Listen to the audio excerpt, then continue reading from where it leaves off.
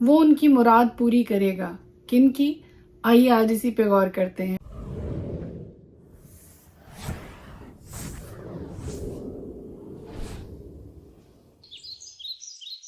کہ زندہ جلالی بابرکت پر فضل نام میں ایک بار پھر آپ کو میرا سلام. میرا نام ایسٹر ہارون ہے اور ہر روز خدا کا زندہ جلالی پر فضل بابرکت کلام لے کر آپ کے سامنے آتی ہوں.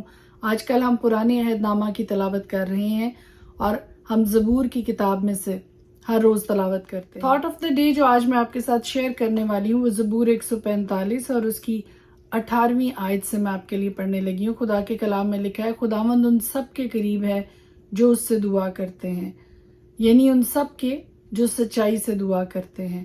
جو اس سے ڈرتے ہیں وہ ان کی مراد پوری کرے گا. بڑی خوبصورت بات خدا کا پاک کلام ہمیں یہ سکھاتا ہے کہ ہر وہ شخص جو دعا کرتا ہے خدا ان کے قریب ہے. لیکن ہر دعا کرنے والے کے نہیں، آگے مینشن کیا گیا ہے کہ کس طرح کی دعا کرنے والے کے قریب ہے خدا، کس شخص کے قریب ہے جو دعا کرتا ہے اور کیسی دعا کرتا ہے. یعنی ان سب کے جو سچائی سے دعا کرتے ہیں. جو اس سے ڈرتے ہیں وہ ان کی مراد پوری کرے گا. اور خدا کا کلام یہ بتاتا ہے، پہلی بات یہ کہ خدا ان سب کے قریب ہے جو دعا کرتے ہیں اور کیسی دعا کرتے ہیں، جو سچائی سے دعا کرتے ہیں. دوسری بات، جو اس سے ڈرتے ہیں وہ ان کی مراد پوری کرے گا. وہ ان کی فریاد سنے گا اور ان کو بچا لے گا.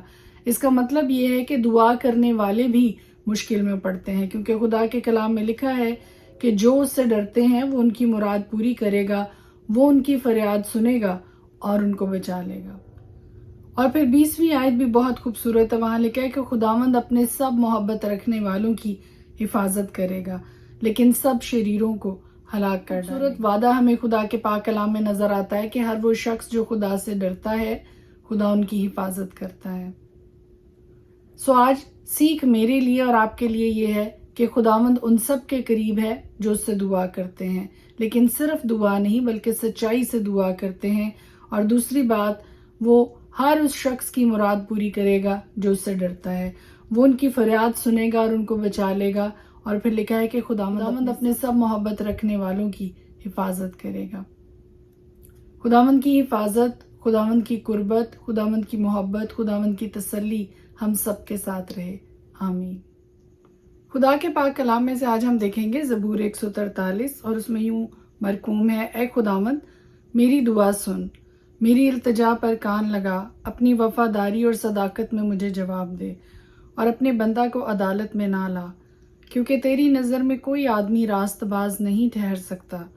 اس لیے کہ دشمن نے میری جان کو ستایا ہے، اس نے میری زندگی کو خاک میں ملا دیا اور مجھے اندھیری جگہوں میں ان کی مانند بسایا ہے جن کو مرے مدت ہو گئی ہو. اسی سبب سے مجھ میں میری جان نڈھال ہے اور میرا دل مجھ میں بے کل ہے.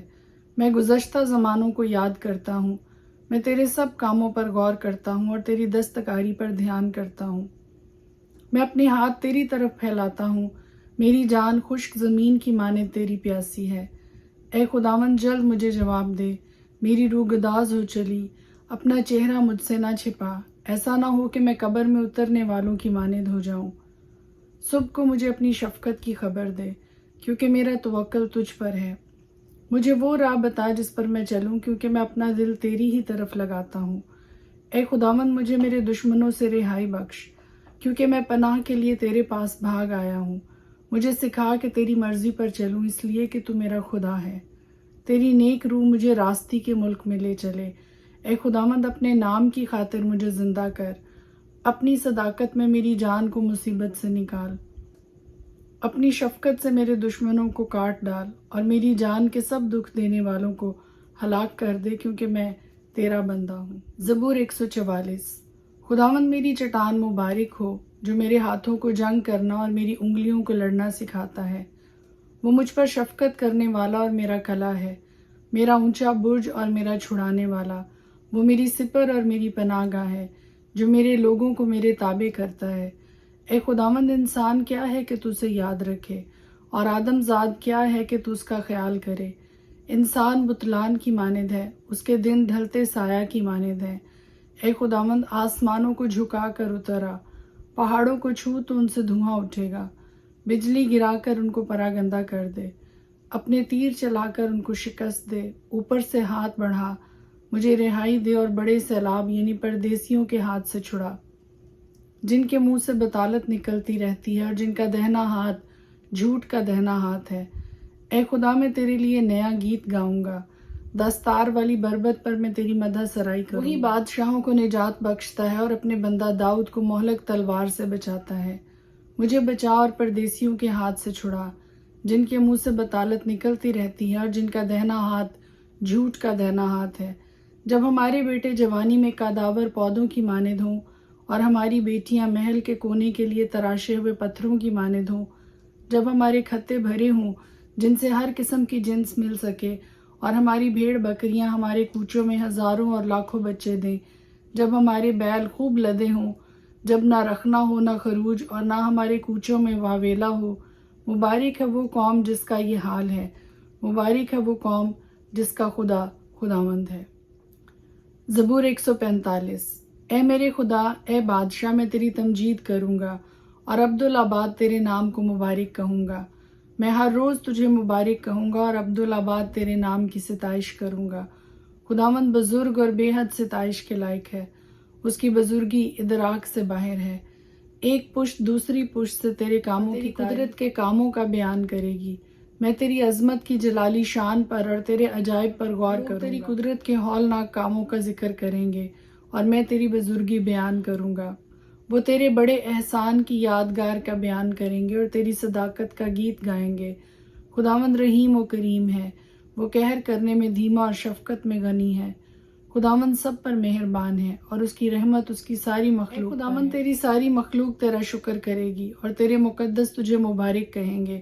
وہ تیری سلطنت کے جلال کا بیان اور تیری قدرت کا چرچا کریں گے، تاکہ بنی آدم پر اس کی قدرت کے کاموں کو اور اس کی سلطنت کے جلال کی شان کو ظاہر کریں۔ تیری سلطنت ابدی سلطنت ہے اور تیری حکومت پشت در پشت۔ خداوند گرتے ہوئے کو سنبھالتا اور جھکے ہوئے کو اٹھا کھڑا کرتا ہے۔ سب کی آنکھیں تجھ پر لگی ہیں، تو ان کو وقت پر ان کی خوراک دیتا ہے۔ تو اپنی مٹھی کھولتا ہے اور ہر جاندار کی خواہش پوری کرتا ہے۔ خداوند اپنی سب راہوں میں صادق اور اپنے سب کاموں میں رحیم ہے۔ خداوند ان سب کے قریب ہے جو اس سے دعا کرتے ہیں، یعنی ان سب کے جو سچائی سے دعا کرتے ہیں۔ جو اس سے ڈرتے ہیں وہ ان کی مراد پوری کرے گا، وہ ان کی فریاد سنے گا اور ان کو بچا لے گا۔ خداوند اپنے سب محبت رکھنے والوں کی حفاظت کرے گا، لیکن سب شریروں کو ہلاک کر ڈالے گا۔ میرے منہ سے خداوند کی ستائش ہوگی اور ہر بشر اس کے پاک نام کو عبدالآباد مبارک کہے۔ خدا کے پاک کلام کے پڑھے اور سنے جانے پر اس کی خاص برکت ہو، آمین۔